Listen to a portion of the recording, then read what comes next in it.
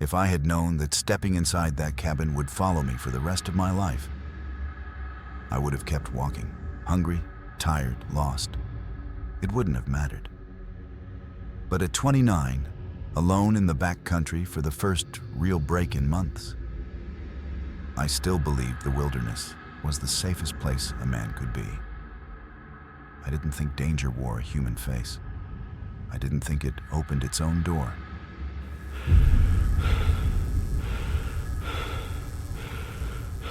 My name is Edward Keene, and this all started around noon on the third day of my solo hike. I'd gone off trail on purpose, chasing a ridgeline I'd seen on the map, thinking I could reconnect later. But the terrain tightened, the sun heated the valley like an oven, and by the time I realized I'd misjudged my route, I'd burned through half my water and most of my energy. I needed shade, anywhere to catch my breath.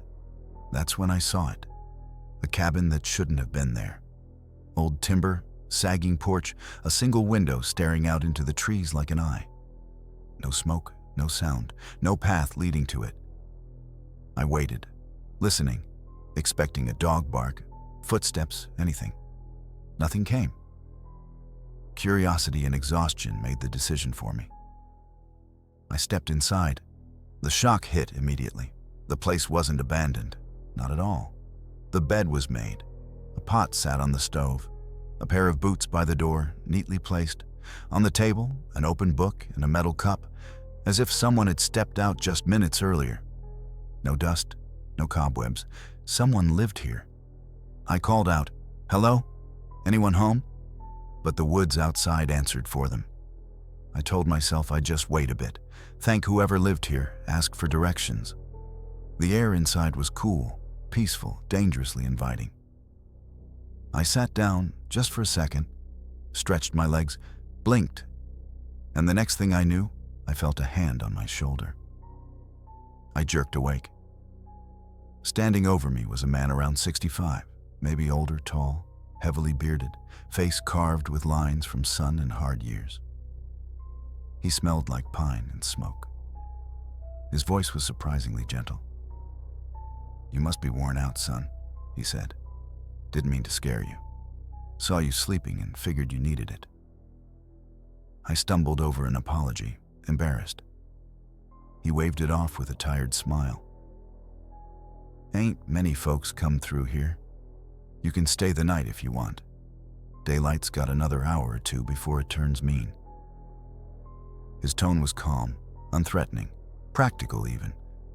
And after that unplanned nap, my body felt strangely heavy, like I hadn't just slept an hour but fought through a week of fatigue.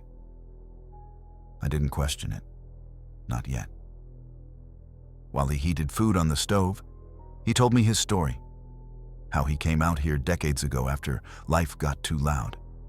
How he repaired this cabin after finding it almost collapsed. How he didn't miss much from civilization except quiet voices and warm meals shared.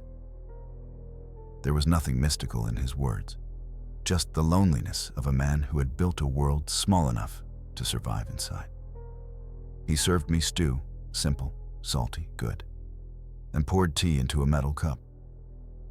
"Best thing after a long day," he said. I thanked him, drank, and warmth spread through my chest, slow and soothing. But within minutes, my eyelids pulled downward like weights. The ground softened, the walls blurred. "Guess the hike took more out of you than you thought," the old man murmured. I tried to answer, tried to stand, but the room folded in on itself, and I slipped under. The last thing I heard before everything went black was a chair scraping across the floor, and I'm certain I hadn't moved it. I woke to dim gray light and a heavy, unnatural fog in my head. For a moment, I didn't know where I was. Then the cabin, the old man, the tea, all of it hit me at once. But the old man was gone. His bed was perfectly made, the dishes washed, even the cup I drank from missing. It looked as if I'd eaten alone. Outside, the clearing was silent, no footprints, no movement. And the way I'd passed out yesterday, it It hadn't felt like normal exhaustion. Something about it pressed on me now. Trying to steady myself, I scanned the cabin in daylight. Everything was neat, old-fashioned, lived in. Tools on the wall, jars of food lined up evenly, clothes folded in a chest. Nothing alarming, until my eyes caught a photo album on the upper shelf. I pulled it down, sat at the table, opened it. The first pages were harmless. A younger version of the old man with a woman and 2 kids. Fishing trips, birthdays, winter scenes, a quiet rural life. Then I turned another page and froze. The old man, older now, standing in the woods, holding something pale and jointed. At first I thought it was firewood. Then I realized it wasn't wood at all. They were bones, human bones. My pulse spiked. I flipped the next page. More photos. Someone kneeling over what I had assumed was a deer carcass. But the proportions were wrong. Too long, too smooth, no fur. It wasn't an animal. My hands shook. The album slipped and slammed onto the floor. The echo filled the cabin like a warning. I felt cold spread through me. This wasn't hunting, wasn't an accident, wasn't medical photography. These were records, deliberate, documented. I grabbed my backpack and stuffed my gear into it as fast as my shaking hands allowed. Every instinct screamed to leave before he returned. I stepped toward the door, then, God knows why, looked at the window. He was there, walking out of the trees, coming straight toward the cabin, expression unreadable, hands not empty. I didn't think, I ran. I don't remember leaving the cabin. Only the surge of instinct that launched me into the trees. My legs were moving before I even formed a thought. Branches tore at my sleeves, roots caught my boots, breath ripped out of me in ragged bursts. I didn't know if the old man was behind me. I only knew I couldn't let him catch up. Once, I thought I heard footsteps, slow, steady, unhurried, not chasing, just following. That terrified me more than an actual pursuit. A running man wants to reach you. A walking man already believes he will. I didn't look back. I don't know how many hours passed. My sense of direction spun, corrected, spun again. I slipped, crossing a stream, scraped my palms, forced myself up. The album burned in my memory. The bones, the meat, the hands holding something that shouldn't have been photographed. The idea that I had slept inches from that man made my stomach twist. Near dusk, I stumbled onto a dirt road. Relief nearly dropped me to my knees. I followed it until the ranger station came into view. Antenna, porch light, a square of safety in the fading light. I pushed through the door, startling the ranger inside. "Are you hurt?" he asked. "No," I said.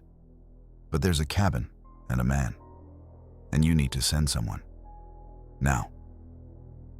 I told him everything. How I'd found the cabin, met the old man, drank the tea, fallen asleep, discovered the album, and finally seen him walking back from the forest. To his credit, he didn't question my sanity. He didn't smile or doubt or dismiss. He simply called for a team. Within an hour, rangers were gearing up, maps out, radios checked, rifles loaded for wildlife safety. They asked for coordinates as precisely as I could remember, marked the area, and left before full dark. A ranger drove me back to town afterward. They told me someone would contact me once the search was underway. I didn't sleep that night. Not really. Every noise outside felt too sharp, too close. I kept imagining the old man's face appearing in my hallway, calm, steady, as he had been when he walked toward the cabin. The next morning they called. The search had begun. On the second day, they called again. Nothing yet, but they were expanding the radius. On the third, the call came earlier than I expected. The voice on the line was careful, steady, almost apologetic. "Edward, we need to update you. We didn't find anything." I sat down without realizing it. They meant nothing. No cabin, no clearing, no disturbed earth, no footprints, no sign that anyone had lived in that forest in years. I insisted they were looking in the wrong place. They said they'd searched the entire marked area and beyond. I told them I knew what I saw. They didn't argue, but the silence on the phone said enough. One ranger gently suggested heat exhaustion could cause very vivid experiences. Another asked if I was sure I hadn't been dehydrated. But I hadn't imagined the album. I hadn't imagined the bones. I hadn't imagined the man walking back toward the cabin. The official search ended that evening. They thanked me for reporting a potential danger and told me to call if I remembered any new details. But there were no new details. There was only the truth I couldn't unsee. I returned to my routine, but the forest followed me home. At night, I woke thinking someone was standing outside the window. Maybe it was nerves, maybe it was trauma, maybe it was my mind trying to make sense of something that simply didn't. But sometimes, on the quietest nights, I remember the old man's walk, slow, calm, certain, and I wonder whether he ever stopped looking for me. If this story unsettled you, leave a like and let the shadows know. Subscribe for more tales you shouldn't hear after dark. And if you've seen something you can't explain, tell us in the comments. We're always listening.